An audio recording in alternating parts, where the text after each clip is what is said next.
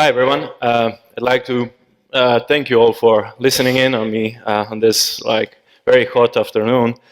Um, I'm gonna skip on the pleasantries of introduction and just skip to the whole point of debugging WordPress. And I'd just like to have a count of hands of how many of you actually develop code with WordPress. Can I see some hands? Oh, great. How many of you have bugs? Yeah, it's a quick question. And how many of you like fixing those bugs?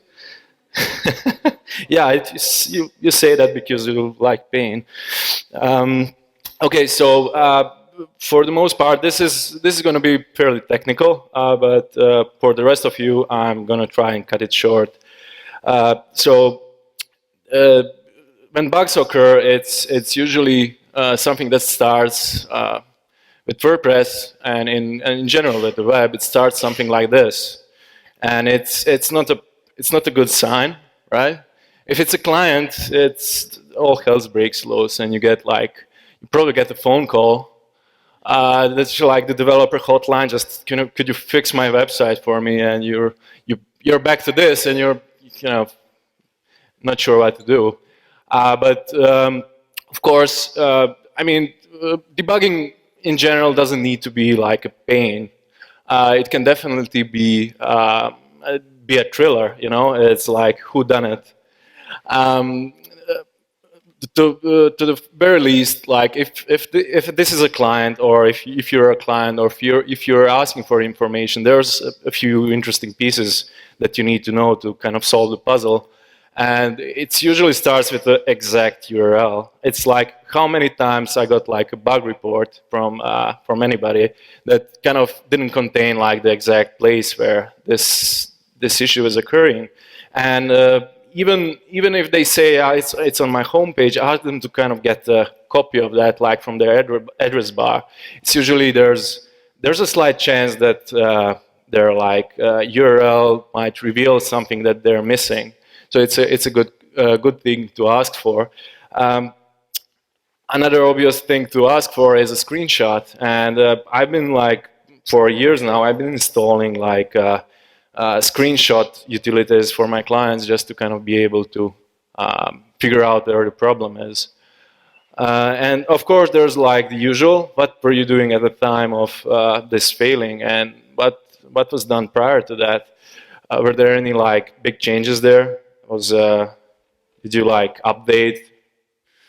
And there's an important bit. Is there a backup? It's like in most cases you want to be able to fix this problem quickly. And if it's on a production site, it's like the easiest way of fixing this is reverting to a backup. And then that's the first thing you do. You revert to a backup, then see what was wrong. Speaking of the empty, the empty screen that you just got, it's something that WordPress, because it's on a production environment, it hides its errors, and there are a few things that you should do, but you shouldn't do them on the production environment.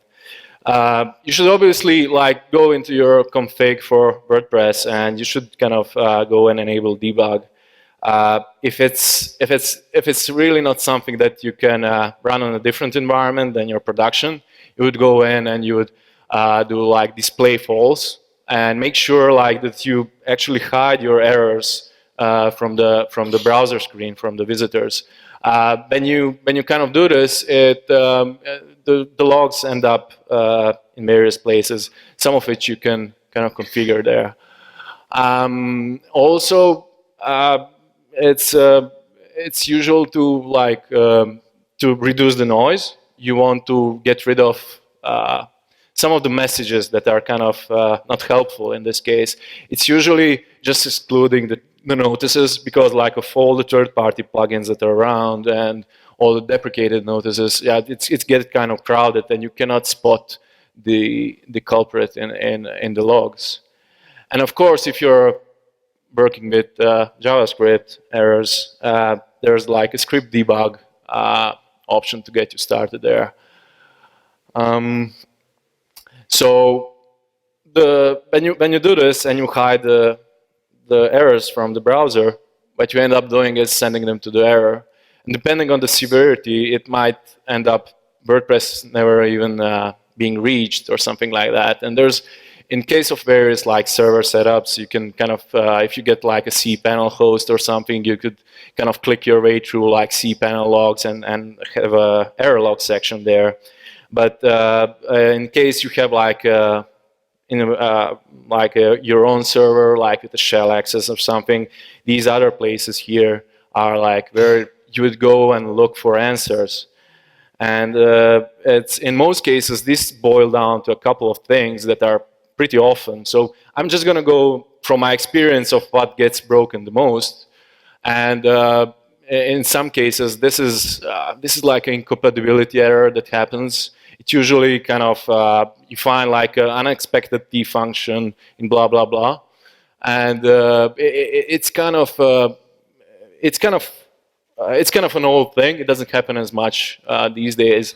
But there are still like old hosts that didn't have like anonymous functions. And this was like some plugins that want to break like compatibility by introducing some nicer coding practices. They kind of tried to kind of make it nicer, and they introduce some features that are not available in this version of PHP. I mean, as a general fix, for this you would change your host. You wouldn't want to stick, if this happens like these days, you'd want to skip on this host. Anyway, there's a few more things that kind of are often, especially when like doing either upgrades, installing new plugins in WordPress, or even code changes. If you do that, it happens that there are out-of-memory errors, and some of those get pretty ridiculous, which is a sign of a code error. But some of those are reasonable, and it's because of a sudden influx of data. That's because it's either a plugin doing a big upgrade on your big data set, or your site grew to like a size that's actually too big for the allowance of memory you have on this shared host, for instance. And to resolve this, you would do like you bump up your PHP memory allowance. I'm going to go quickly through, like, out of my experience, what a few useful plugins to kind of put into WordPress, what these are. And the first and most obvious, like, kind of, I have it like as a part of my environment. I just kind of copy it everywhere. It's like debug bar. And debug bar allows you to kind of, when logged in, you get like a nice place in your admin bar to kind of get some details on the queries, the amount of queries, and any errors that pop up, even if you're kind of hiding these on the browser side. There's also debug objects and query monitor. They can tell you about where this query was made. So WordPress is all about queries and understanding how these queries are created and how complex they are. And it's usually something that's tied into problems that are kind of, this post is not showing, or there are no posts showing, and things like that. As a general, this is the P3 profiler. It's not really like a straight up debugging tool. It's helpful in diagnosing like performance issues. Performance issues can lead to various bugs occurring, of course, but when you need to dig in and how much particular part of your site is, how much of time it's taking, then it's time to kind of dig into this. It's a very useful plugin. It gives you a nice breakdown. So it's important to understand your enemy, and it's important to understand how each page on your site gets rendered when you get to a point in debugging. And it's because of that, a term that's important to understand is the WordPress lifecycle. So what WordPress does, and the whole flow of the request. It's when you get into a habit of fixing things, you get into this state of where you think, in a way. I got this from my guru. He says, like, be the request. I can paraphrase that. He's a WordPress debugger. It's important to understand who the players are in each rendering of your page, and it's important to ask the right questions. Each page is kind of like a request that originates in the browser. It goes down to your web server, and then and only then it kind of ends up on WordPress. And if you want to go into details, there are some more nuances there, but that kind of renders out your page. So WordPress is basically almost at the end of the chain there. There's as an instance, or as an example of this, it's like server not found errors. It's like server not found error is like it's not WordPress error. It's usually in your DNS. It's your DNS hasn't been updated. There are things like that you can do. You can ping it, see if the server is there. You could, for the most part, you can use a tool called Dig. These are all like command line tools. I kind of love them. You can use Dig, and with Dig you could, for instance, figure out if the DNS actually has the right IP for your server, and that's something that you can check on. It's also good to understand what the response codes are. They're kind of an important clue to where the problem is. It's in case like the 404, everyone knows that. There's a certain nuance there. You can actually tell if the 404 error is being served by either WordPress, if it's nice, if it's designed, it's like looks like your site. It's usually like your WordPress instance call, like replying with the 404. But there are cases where it's a server error. It's produced by either Apache or Nginx, and it's kind of ugly then. It's kind of not nice. So yeah, 500 error code, it's like a configuration error. A 502, 504, it's usually related to a timeout, and timeouts kind of stem from usually performance issue, which kind of, I said, like there are a couple of tools, and we're going to look at one more tool last, which is kind of more broadly like a PHP thing. There's also redirects. Redirects, they're not bugs in themselves. They're not issues, but they're often a root of unexpected behavior. You want one page, you end up on another. You like request your like web shop, and you return like on a particular product or something. It's usually the answer is like looking at like the browser that the browser has gotten its response. You like inspect like the response code it got, and you can probably find a chain of various redirections leading to like your wrong page. There's like tools like the PO, which is like a graphical utility, and actually my favorite is like CRL, which is like a command line. It looks like this, and you get a breakdown on everything. It's like all these headers, all this data that's not visible on the page. So there's another aspect of configuration that's kind of closer to WordPress already as we're moving towards the end of the request. It's the HTTPS access file. So there's people have various rules on HT access, and in case of pretty permalinks, WordPress kind of relies on HT access, which is a configuration file in your WordPress directory, to kind of figure out to send this request to WordPress. And it's kind of different between a single site and multi-site. And it being different, it's worth checking out if either these directives inside of it are applied, if they're valid, or if maybe it's a wrong configuration for your site. So at this point, somewhere a WordPress is reached, and WordPress is an engine on its own. It has lots of moving and still pieces. So understanding how WordPress loads its particular pieces is really important to kind of understanding where the problem is once you reach WordPress.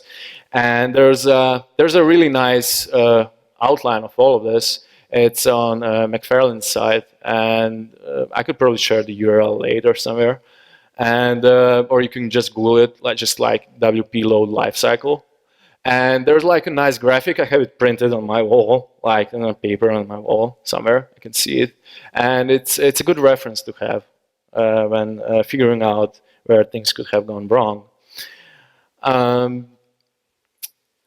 There's when things after like the htaccess file, an important part of the lifecycle in WordPress is routing or rewrite rules, as WordPress calls it. And WordPress decides on, so when you give it an URL, it decides where it needs to go, what page to show. And there's a stack of these that gets kind of cached in memory and reused all the time. And it's a good thing to kind of have an ability to inspect them. There's a plugin called Rewrite Rules Inspector. It's like the URL, you just Google it again. And you can see a list of these and kind of go down the list and see why this page might not be loading as expected. Now, as different sites kind of grow, they grow in like volume of visitors and whatnot. You will inevitably end up on a point where you need to scale horizontally. Mark actually had like a good example of it this morning in his talk, and it's a question of having multiple servers there, and that kind of gets things more involved. And there are a couple of side effects to it. I reached out to my guru to kind of figure it out. It's all I found is like pain and confusion, and I don't know. It doesn't have to be like that. You have to know your enemy once again, but this time it's things that are happening on a level of the server stack, and with particular environments, there's like caching and load balancing consideration in there, especially with like sessions. The